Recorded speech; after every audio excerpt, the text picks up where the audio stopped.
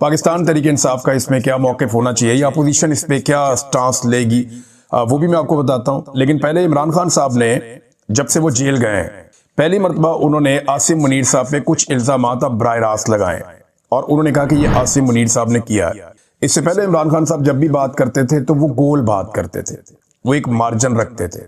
लेकिन अब उन्होंने फील्ड मार्शल आसिम मुनीर के लिए वो मार्जिन खत्म किया। कुछ अर्सा पहले उन्होंने मार्शल लॉ, आसिम लॉ, इन चीजों का जिक्र शुरू किया था। अब चार चीजें उन्होंने बड़ी कैटेगोरिकली कही इमरान खान साहब ने और डायरेक्ट इल्जाम लगाया कि ये आसिम मुनीर साहब ने किया। नंबर एक, उन्होंने ये कहा कि जी इनको 10 साल इक़्तिदार की ख्वाहिश है और उसके लिए मिसाल दी कि जैसे ये ख्वाहिश थी याया खान को, वैसे ही आसिम मुनीर साहब को भी है। एक तो इमरान खान साहब ने ये बात डायरेक्टली कही।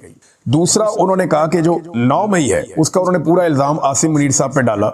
जैसे एस्टेब्लिशमेंट ये इल्जाम इमरान खान साहब पे डालती है, ऐसे ही इमरान खान साहब ने कैटेगोरिकली कहा कि जी Asim Munir is responsible for this और आसिम मुनीर साहब ने खुद करवाया और ये पाकिस्तान तरीके इंसाफ को क्रश करने के लिए करवाया। अंग्रेजी में भी उनके ट्वीट आ चुके हैं।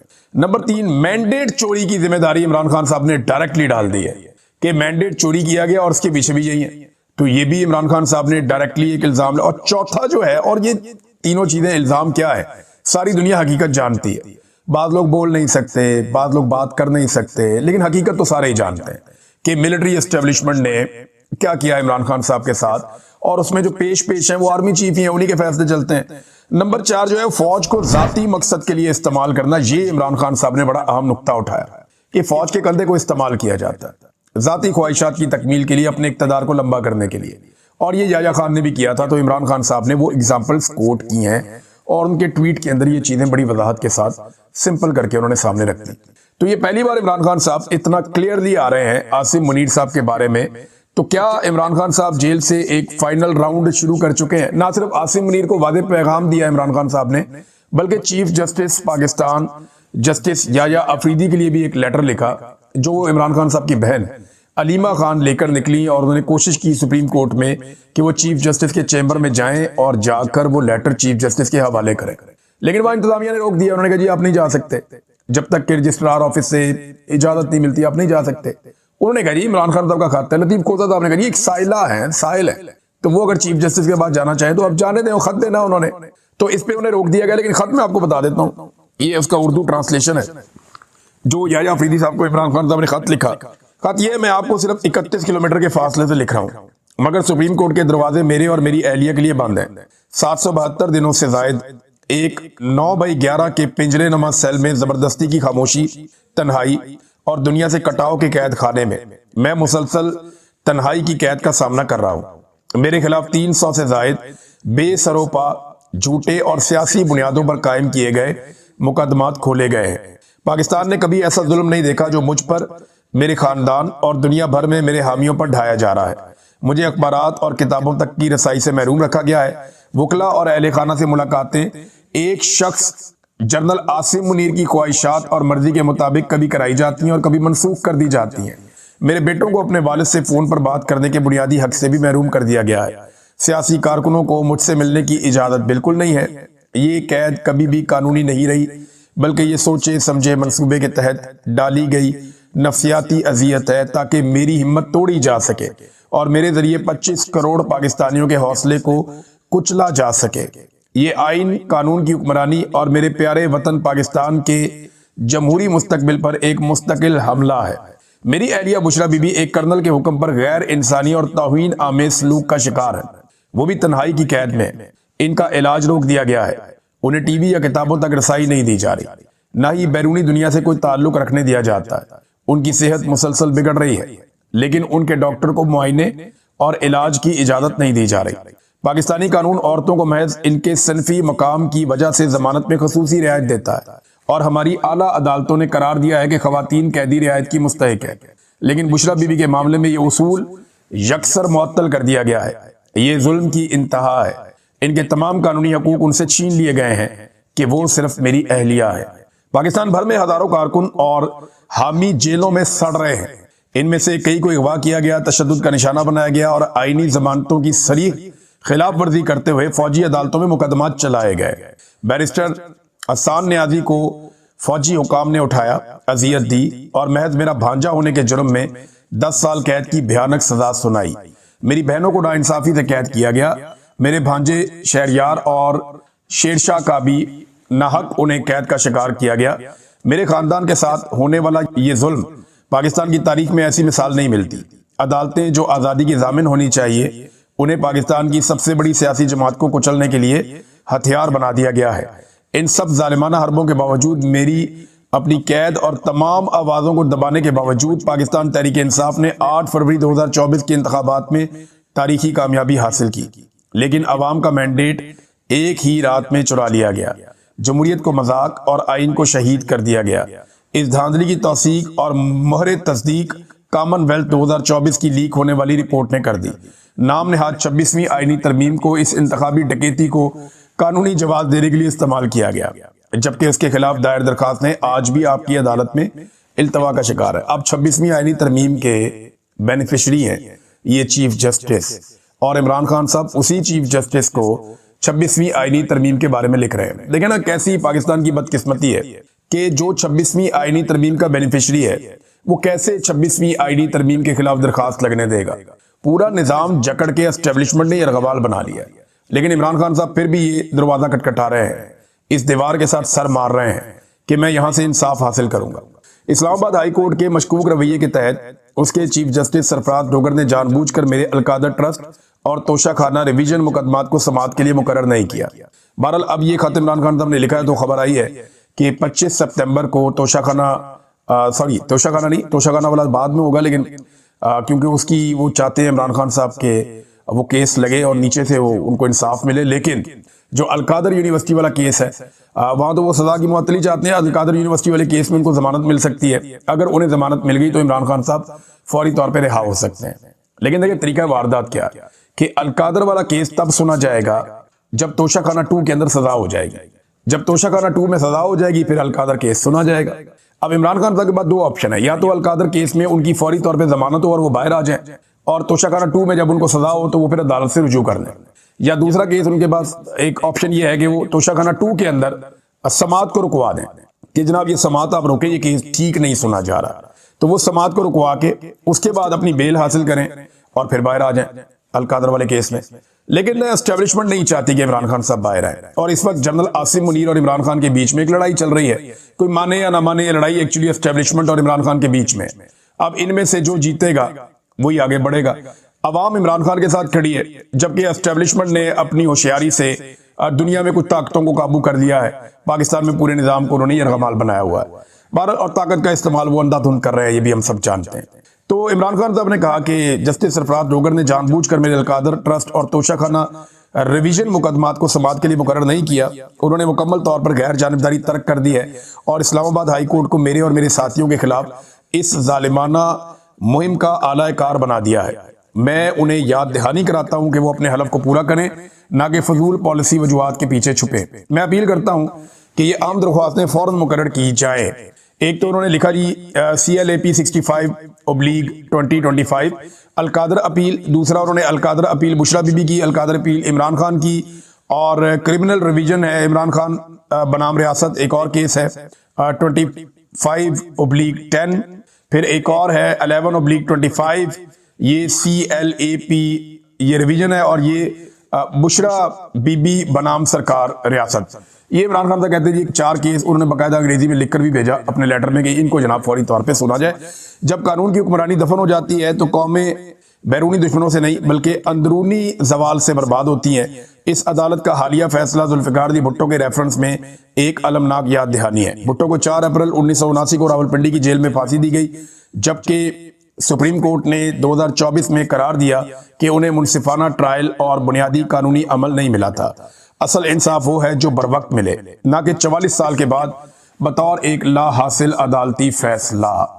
मैं पाकिस्तान की सबसे बड़ी सियासी जमात का सरपरस्त आला होने के नाते आइन के मुताबिक सिर्फ वही चाहता हूं जो मेरा हक है, इंसाफ, इज्जत और कानून के सामने मसावत। लिहाजा मैं फौरी तौर पर तमाम अदालतों में ज़ेर इल्तवा दरखास्तों की समाअत का मुतालबा करता हूं। मुझे जेल मैनुअल के मुताबिक अपने बेटों से फोन पर बात करने की इजाजत दी जाए, बुशरा बीबी के इलाज के लिए उनके डॉक्टर तक रसाई दी जाए, और बिलाखिर पाकिस्तान की अदलिया की आजादी बहाल की जाए। आपके फैसलों की जरूरतमंदी इस कौम की तकदीर की किताब में लिखी जाएगी। आज पाकिस्तान एक फैसला कुन मोड़ पर खड़ा है। मैं आपसे अपील करता हूं कि आप अपने हलफ की पासदारी करें और कौम को दिखा दें कि सुप्रीम कोर्ट ऑफ पाकिस्तान उनके लिए इंसाफ का आखिरी सहारा है। ये जी इमरान खान साहब का लेटर है चीफ जस्टिस ऑफ पाकिस्तान को, मैंने आपको पढ़ के सुना दिया। अब आप घटियापन देखें, इस वक्त रियासत के अंदर जो एजेंसियां और इदारे काम कर रहे हैं, आप घटियापन की इंतहा देखें कि इन्होंने इद्दत जैसा बेशर्मी वाला केस चलाया। पूरे मुल्क में पाकिस्तान की एजेंसियों पे थू थू हुई कि यार इद्दत वाला केस तुमने चलाया। कोई एक मौलवी चंद उलमा इकराम को छोड़ के जो सरकारी मुल्ला है, जिनके बड़े बड़े नाम है, जो बड़े बड़े बेनिफिट्स लेते हैं, ताहिर अशरफी हो गया, मुफ्ती मुनीब हो गया और बहुत सारे मौलवी हैं, अब तो इनकी इज्जत करने को भी दिल नहीं करता कि ये इद्दत वाले केस में इन्होंने एक जुमला नहीं बोला, वहां इनकी जबान नहीं खुली, वहां ये डरते रहे एस्टेब्लिशमेंट से कि एस्टेब्लिशमेंट ने एक गंद मारा लिहाजा हम इसके ऊपर नहीं बोलते। एक इस्लामी मामला था। और अब क्या किया जा रहा है कि एक साइल पैदा किया गया, एक बंदा है उसको मैदान में, वो आता है अचानक से, नाम उसका शाहिद याकूब, कोई इसे नहीं जानता है, इमरान खान का ना ये रिश्तेदार है, ना बुशरा बीबी का रिश्तेदार, ना कोई जान पहचान। उसने जाके इस्लामाबाद हाई कोर्ट में दरखास्त दे दी है कि जनाब जो मियां बीवी है ना, उनको तन्हाई में इजाजत दी जाए इज़्दिवाजी ताल्लुकात कायम कर। कैसा बेशर्म है यार, यानी कैसी बेशर्मी और ढिठाई है कि ये निजाम बाजी नहीं आ रहा गंद मारने से। भाई इमरान खान ने कभी तुम्हें माँ बहन की गालियां दी है? वो कभी तुम्हारी बीवियों और तुम्हारी बेटियों तक आया है? या कभी उसने तुम्हारे साथ कोई ऐसी गंदी और गलीज हरकत की है? यार हद हो गई यार, आप किसी जगह आपकी ब्रेकें नहीं लग रही। ये अदालत में कोई दरखास्त दिलवाने वाली है? यानी ये तो बेनजीर भुट्टो साहिबा के पास जो उनकी एक बेटी पैदा हुई छोटी वाली, कुछ लोग ये कहते हैं कि वो तब जरदारी साहब जेल में थे। यार क्या हो गया? कभी आज तक किसी सियासतदान ने ये घटिया हरकत की है या इसके ऊपर बात की हो? या सबको पता है यार, इंसाफ होना चाहिए।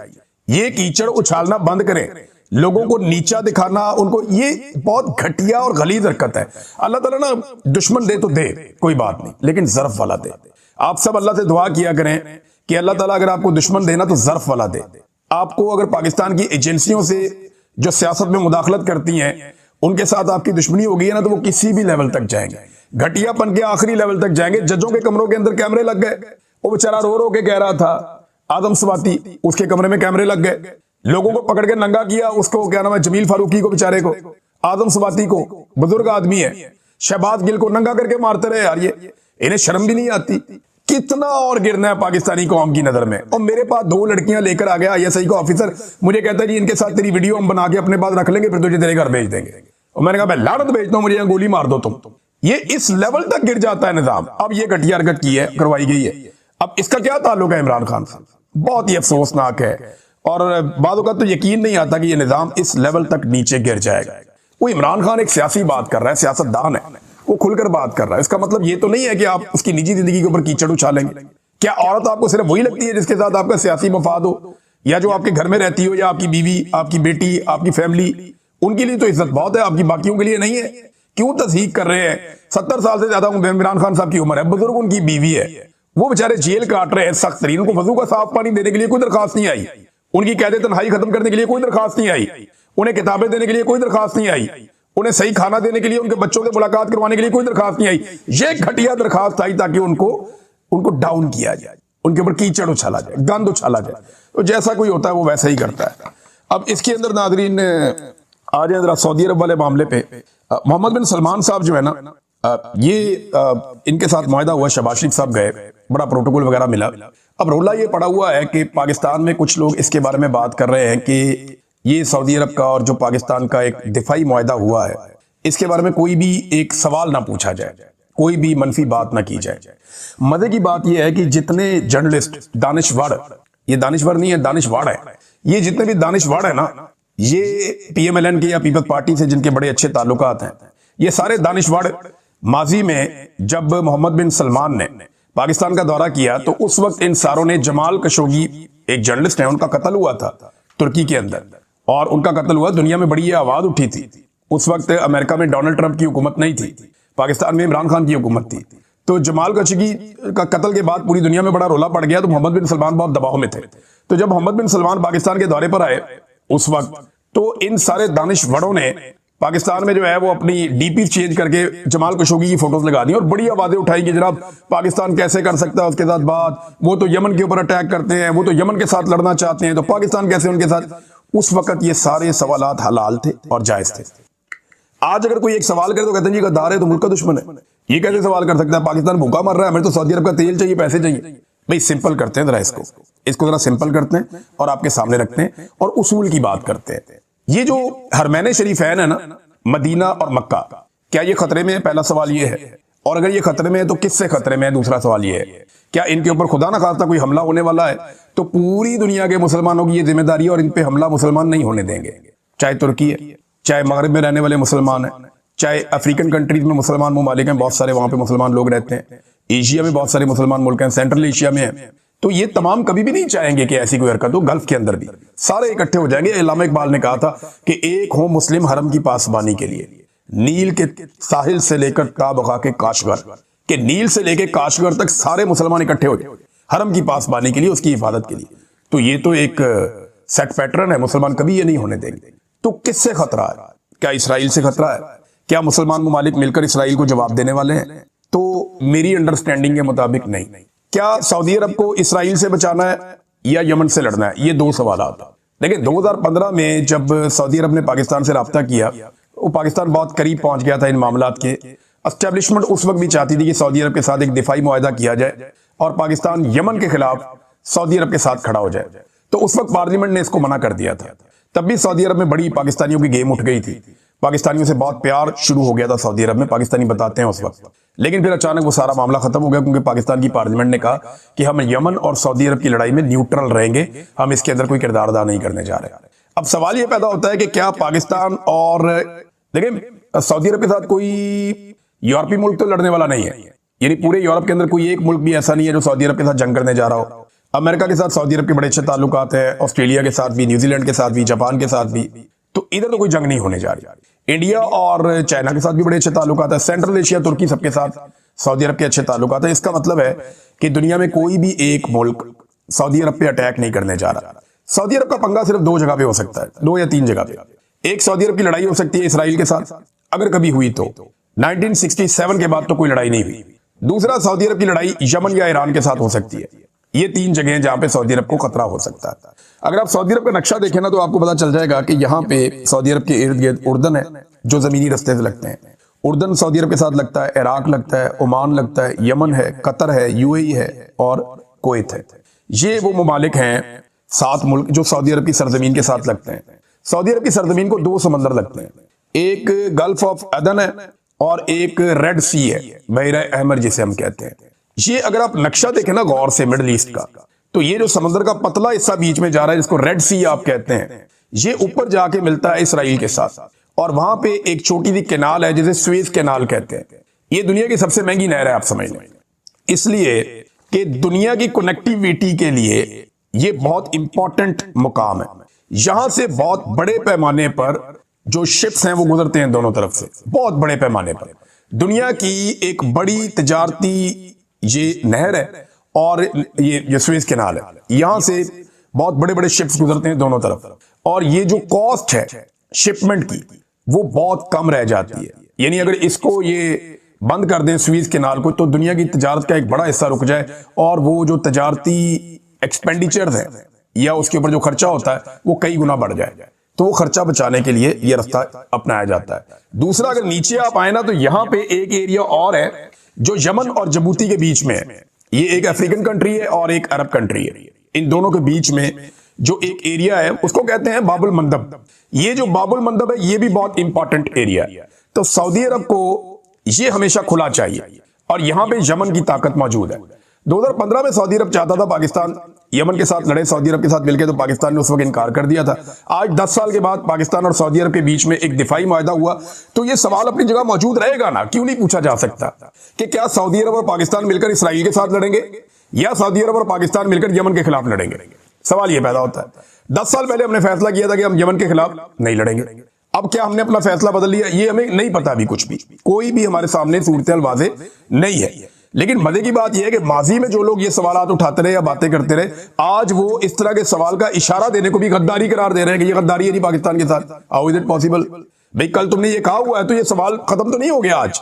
दूसरा, ये जो एक बाबुल मंदब है, यहां पे अगर एक अच्छा कंट्रोल रहता है सऊदी अरब का, तो सऊदी अरब का जो ऑयल की प्रोडक्शन और वहां से जो तिजारत है उसको बड़ी सहूलत मिल जाएगी, बहुत बड़ी सहूलत मिल जाएगी, जो उन्हें चाहिए भी।